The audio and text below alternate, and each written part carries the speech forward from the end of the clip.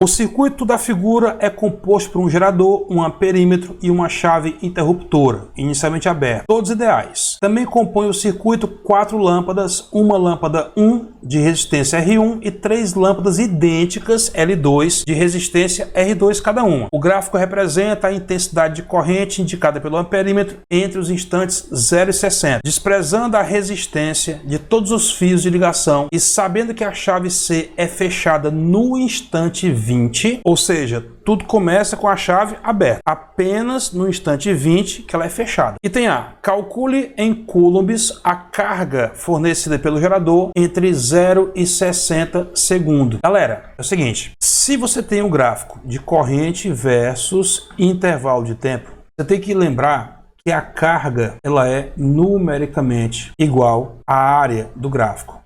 E gráfico? O gráfico I versus T. Então, nesse caso, é só a gente calcular essas áreas, ó. Essa e essa aqui. São dois retângulos, então soma as áreas desses retângulos. Um tem base 20 e a altura meio. O outro retângulo tem base de 20 para 60, 40 e a altura quanto? 2,5. Então, meu filho, 20 vezes meio dá quanto? 10. 40 vezes 2,5 dá quanto? 100. Então, a quantidade de carga que circulou aí nesse intervalo de tempo foi 110 coulombs. Além disso, ele quer saber o valor da resistência 1. Muito bem. Até o instante 20, o que você percebe?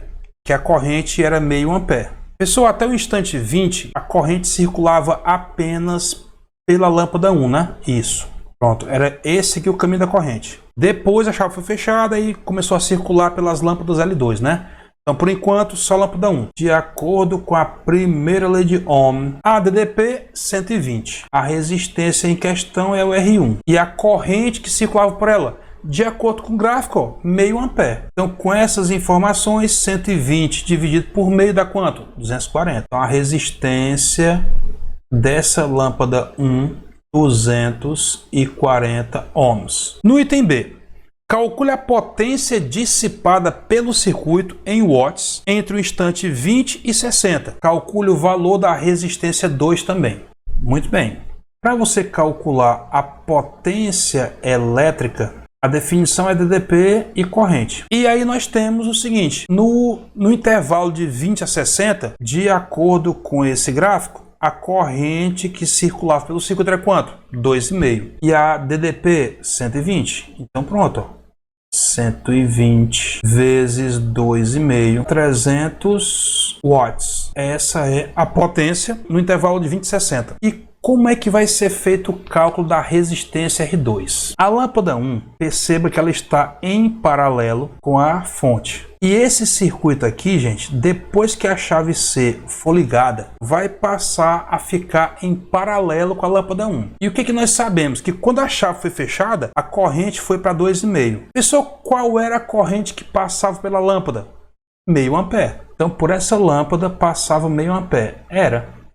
Quando a chave foi fechada, a corrente no circuito passou a ser quanto? 2,5. Então quer dizer, professor, que esse meio ampere continuou? Continuou. Galera, se o meio ampere continuou, pensa só, meio ampere continua. Então, desses 2,5 que entram nesse ponto aqui, ó, quanto vai fluir para cá? Ora, se era 2,5, a lâmpada L1 continua com seu meio ampere, vai fluir 2 amperes, professor. Pronto, galera. Outra coisa importante, essas lâmpadas têm resistências iguais, ó. R2 e R2. Estão em paralelo. Então, quanto é que é a resistência equivalente dessas duas lâmpadas? É metade, porque são iguais, R2 sobre 2. E a de cima? A de cima continua sendo R2. Então, de cima até embaixo, ó, desse ponto aqui para cá, qual é a resistência total? R mais metade de R. Então, professor, é 1,5 R2 vezes a corrente que atravessa esse trecho, que é 2 amperes. Vai dar quanto? R vezes I igual a U. E o nosso U é 120 volts. Ah, garoto. Então, se 1,5 vezes 2 dá 3, passa esse 3 dividindo o 120. Olha aí, professor, não tinha pensado nisso. Pois é, né? 40 ohms. Essa é a resistência R2. Beleza? Uma questão muito bonita. Esse lance de colocar um gráfico de um intervalo de tempo e tal ficou muito bacana. Gostei demais dessa questão, viu? Gostei muito dessa questão.